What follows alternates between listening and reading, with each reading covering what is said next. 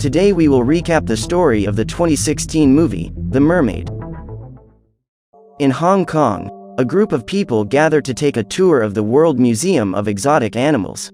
The paleontologist explains about the emergence of the first marine life forms, which slowly evolved into the great diversity of animals that we know today. This means that our ancestors also came from fish. After the introductory speech, the man asks the small group to take a look at the exotic animals on display in that place. First he introduces them to a tiger that is actually a dog. Then he takes them to Batman, who, according to the museum owner, was a human species that could fly. As the main attraction, there was a mermaid, which was nothing more than a doll stuffed inside a dead fish.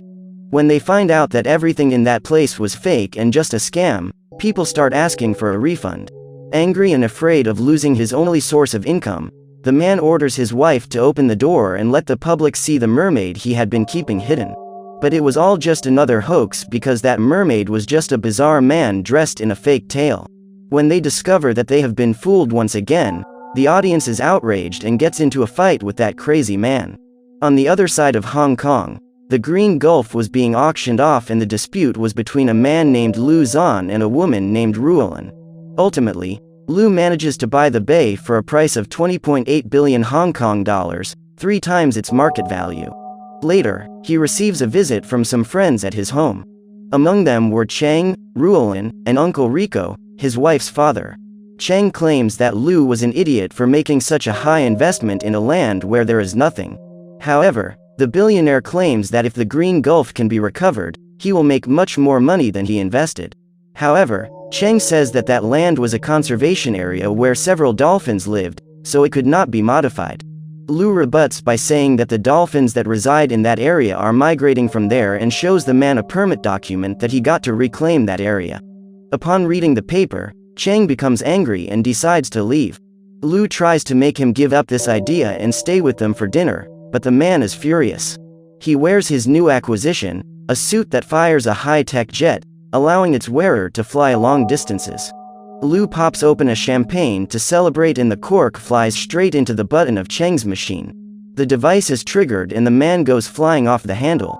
While his employees try to prevent the demented man from destroying the entire house, Liu receives a proposal from Uncle Rico, who suggests that they work together in the recovery of the Green Gulf. After Liu accepts the offer, the man informs him that he will leave his daughter, Ruolan, in charge of that project. At night, the billionaire throws a party in his mansion, and his newest business partner is invited. When Ruolan arrives there, she finds him surrounded by women, all of whom are clearly interested in his money. Ruolan then takes her $8 million watch and throws it into the pool, claiming that the first one to find it will keep it. At that moment, all the girls get up and jump into the water. In this way, she is able to prove that all those women are on Liu's side solely for the money. Ruolan praises him for coming out of nowhere and getting to where he is now, and then proposes a deal. Since she is a partner in one of the largest real estate brands in the world, she could help him restore the Green Gulf and raise its market value. Then they could both make a lot of money from the sale of that property. Liu agrees and pulls Ruolan to sit next to him. Just as they were about to kiss, a strange girl with her face all painted up approaches and calls out to him. The guards soon gather around to restrain her and Liu orders them to let her go. She introduces herself as Shan and apologizes for sneaking into the party. Before the guards can put her out, Shan hands Liu her phone number and asks the man to call her. On the way home, Shan stops by her work and takes the opportunity to devour a whole roasted chicken. Before leaving, she picks up a few more servings to take back to her family. When she enters the house, the girl opens the basement door and goes down a kind of cave with her skateboard until she reaches a shipwreck. Apparently that was where her family really lived. Inside a bathtub, there was a boy full of sores on his skin. Shan throws some medicine into the water and the boy thanks her. When he dives back into the tub, his tail is revealed. Seconds later, a creature half octopus and half man asks her how the plan to get Liu's attention is going. According to him, that man was responsible for destroying the Green Gulf and causing the death of many of his kind. A few days later, Liu and Ruolan meet with other executives to discuss the project that was underway for the Green Gulf. George, the marine biologist in charge of that project, says that his team has placed sonar transmitters in the Green Gulf, which prevent dolphins from occurring in that area. Ruolan asks how they can guarantee that the dolphins will not return. At this point, an assistant appears and informs her that these sonars are unlike any other. She explains that this new equipment is much more powerful and destructive. To demonstrate their mechanism of action, she presents a small goldfish in an aquarium, where a miniature sonar is attached. When she turns on the device, the animal becomes desperate trying to escape, until its body explodes. Finally, George tells us, those sonars detected a frequency unlike any they had ever seen. Back on the wreck, when Shan removes her clothes, it is possible to see that she is also a mermaid and uses her tail to walk like a human being. She was not the only one. In the submerged part of the ship, there were dozens of other mermaids and newts that were stuck there because of the sonars that were deployed around that area. Many tried to escape in search of their freedom, but ended up being brutally killed like the goldfish. The elder mermaid is the wise one who guides them and has the mission of passing on to the next generations the history of their ancestors. She tells that, in ancient times, her ancestors were monkeys. With the constant changes occurring on the Earth's surface, some monkeys were forced to live in the sea. For these animals, their legs were no longer useful and evolved into tails. According to the old woman, at some point in human history mermaids and humans coexisted side by side. However, after a certain period, humans began to hunt mermaids. Since then, they have avoided mankind. However, as the years passed, humans became even more violent and used increasingly deadly weapons. Before the story ends, the old lady begins to sleep, and the octopus concludes by saying that human beings are evil and need to be exterminated.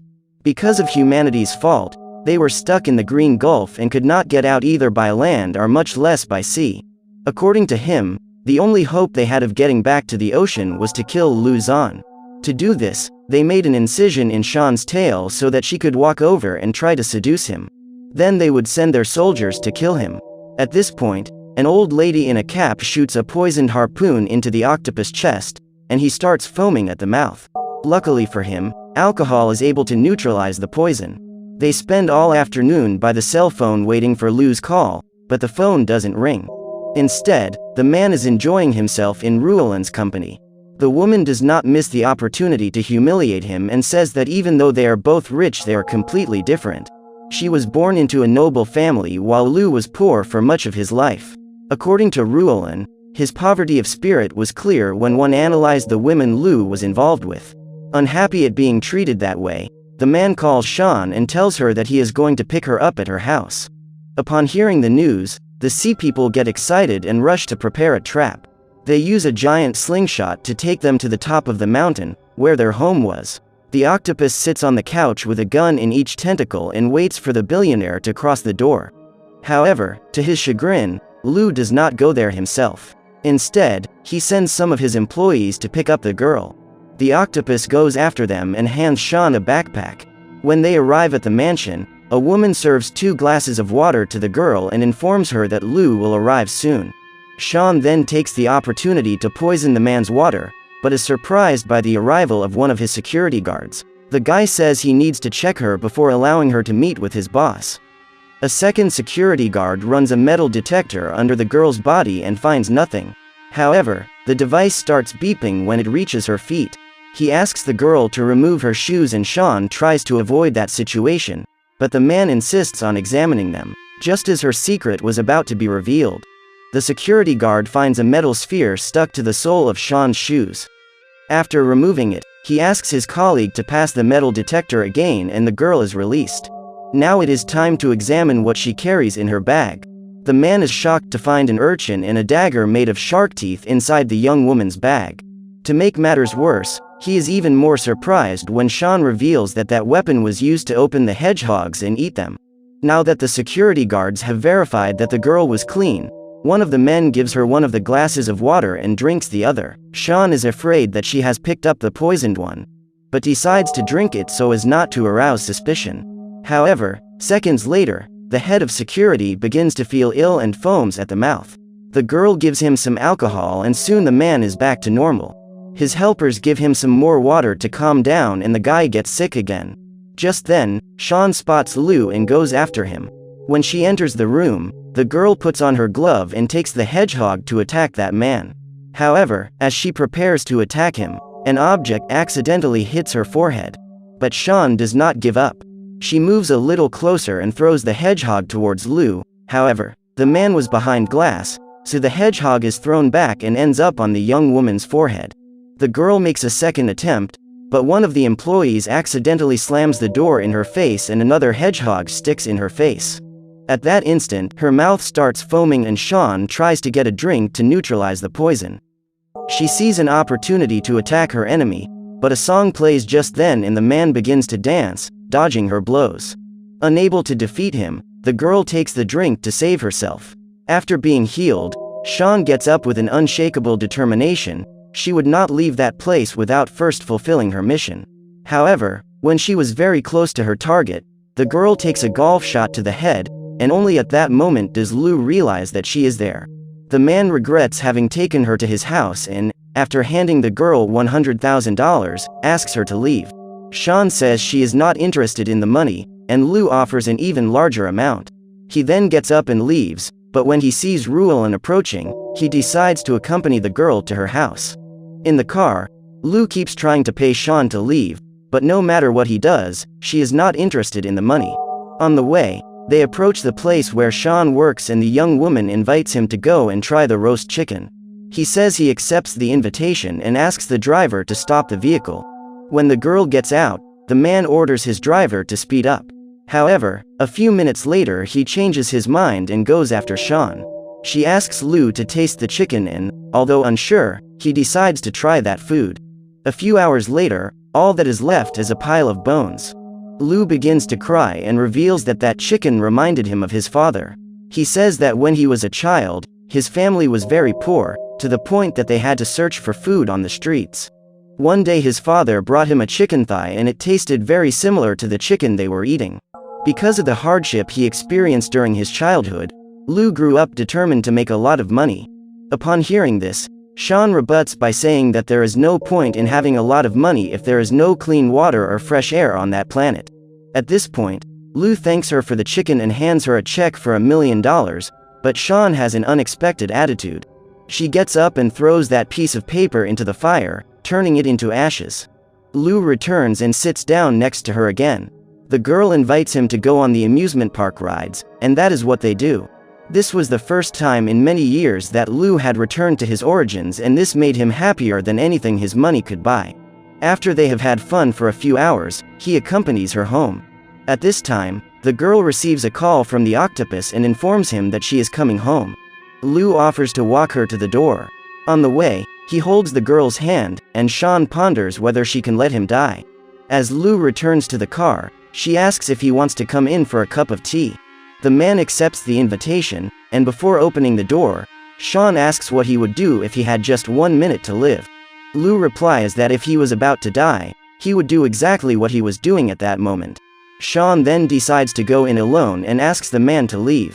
When asked why she let the target go unharmed, the girl says she was tired and parched, so she couldn't accomplish the mission. A few hours later, the man calls Shan again and invites her to go on a date the next day. The octopus is excited because this was a new chance to eliminate the enemy. During lunch, Liu appears with a box full of roses and hands them to the girl. Then the octopus approaches and introduces himself as Shan's uncle.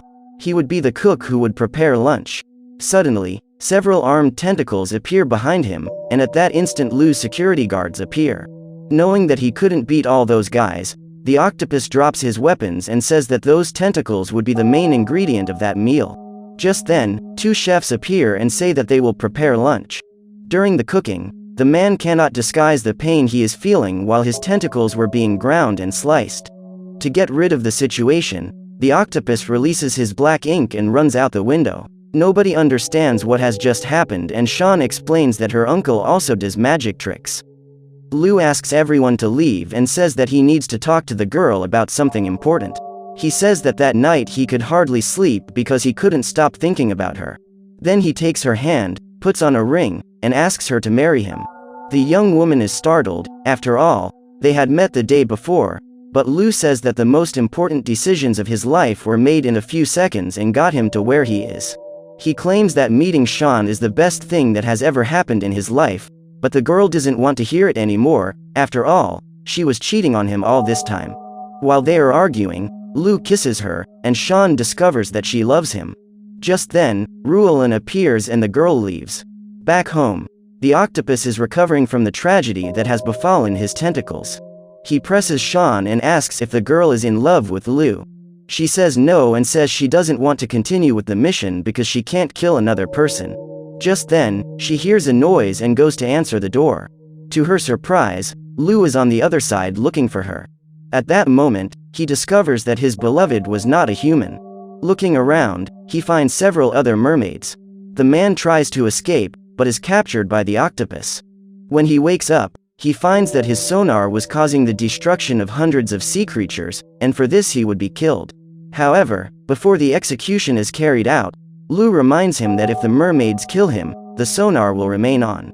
Finally, he promises that if he is released, he will order his team to turn off the sonar. The billionaire asks forgiveness for causing such pain to these people, but the octopus uses one of its tentacles to grab the man's neck and strangle him. Just as he was about to leave for good, Shan appears and cuts off the tentacle. She then asks Liu to run away. At that moment, there is no longer any doubt that Shan is in love with him. The octopus threatens to kill her, but is unable to do so. The girl cries as she is being eaten away by guilt, but she could never forgive herself if she saw her beloved being killed right in front of her. At the police station, the man tries to tell what happened. He says that he was abducted by mermaids, but obviously the police officers don't believe him. So he goes home and tells the same story to the head of his security detail. Upon hearing what Liu was saying, the man decides to call a psychiatrist. Just then, Ruolan appears, and Liu sees in her his last hope. They embrace and the woman invites him to her room. When he gets there, he uses Ruolan's computer to do research about the mermaids and about his own company. Then Liu discovers that his company is destroying the environment and decides to pay a visit to his research lab. Once there, he asks them to let him experience the effect of the sonar. As soon as he enters the chamber, the sonar is activated, and the man cannot stand to be subjected to it even for 5 seconds. When the machine is turned off, he vomits and his head is about to explode. When the assistant arrives to help him, she informs him that that was only 10% of the sonar power. As Liu leaves, he orders his team to turn off the sonar immediately. The committee refuses to give in to this request, but soon Ruolan shows up and asks them to do as Liu says. The sonars are turned off and the woman asks the reason for that decision. Then the man reveals that he found mermaids in the wreck of the Green Gulf and Shan is one of them. In addition, the sonars were destroying all the marine life. Upon hearing this, the woman claims to believe him. She proceeds to the next lab and informs George where to find live mermaids. Inside, Liu spots mermaid remains and skeletons. Ruolan informs him that, so far, they had only found dead specimens. But with Liu's help, they would have several new specimens for their study. The goal of that research was to extract DNA from mermaids so that his company would have the most advanced biotechnology in the world. As they approach the place where the mermaids were sheltering, Ruolan directs her team to shoot as soon as they see them. According to her, those creatures were extremely intelligent and fast in the water.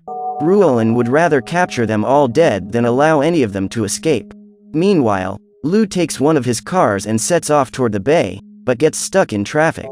The man tries to buy the motorcycle from a woman, but she refuses to sell the vehicle to him. When all seemed lost, Cheng shows up and Liu has a great idea.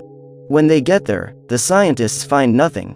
A diver makes sure that the mermaids are hiding at the bottom of the ship and George orders them to shoot them out of the water. During the attack, many of them end up being killed, and those who survive go to the surface and are captured. The brutal attacks begin and their bodies are bagged and clumped in a corner. Shan is captured, but luckily manages to escape and return to the water. 2 divers go after her and use a harpoon to attack the girl. However, Shan dodges the attacks and returns to the surface. Just as she was about to be captured, the octopus manages to save her and throws her off the ship. However, the humans use a net to prevent the mermaid from escaping. A group of armed men approaches to eliminate her, but the old woman uses her powerful tail to knock them out. With her powers, she controls the water and eliminates most of the soldiers. George tries to shoot her, but the sage attacks him back, causing an explosion capable of sending him off the ship. Just then, the old woman discovers that the sonars have been turned off and calls the rest of her people to flee. However, the attacks have not yet ceased. While swimming to the bottom, Shan is hit by a harpoon, which gets caught in her tail. The boats start chasing her, but the girl is much faster and manages to get away from them. However, Ruolan is determined to eliminate that mermaid. The woman chases her in her helicopter and launches a missile to exterminate her. Her plan works, and on impact Shan is thrown to the surface. The girl is extremely injured and her tail has been charred. Right in front of her is the museum's fake mermaid, who takes the opportunity to capture that moment. Then the soldiers approach, and soon after, Ruolan appears. She orders George to kill that mermaid, but before he can do so, Liu comes out of nowhere. The man uses Chang's flying machine to get to the scene and says that if they want to kill Shan, they will have to go over his dead body. He takes the mermaid on his lap and walks toward the sea. Just then, the woman takes the harpoon and shoots Liu. Even with 2 arrows going through his chest, the man does not give up to save his beloved. After throwing her into the ocean, the police arrive on the scene and he faints. A few years have passed and a boy named Long Jianfei goes to visit Liu at his new residence. He asks why the man has donated most of his money to the protection of the environment. Then Liu replies that if there is no clean water or fresh air on the planet, it doesn't matter how much money a person has. Next, the young man questions him about the existence of mermaids, and Liu states that these creatures are a legend. Upon hearing this, Long shows him a picture of a mermaid taken by an anonymous person. Still, Liu claims that mermaids are nothing more than a fairy tale. Just then, his wife Lucy appears and they tell the boy a little about their travels. Together with Lucy, Liu got to know the bottom of the sea, and more the man fell in love with marine life.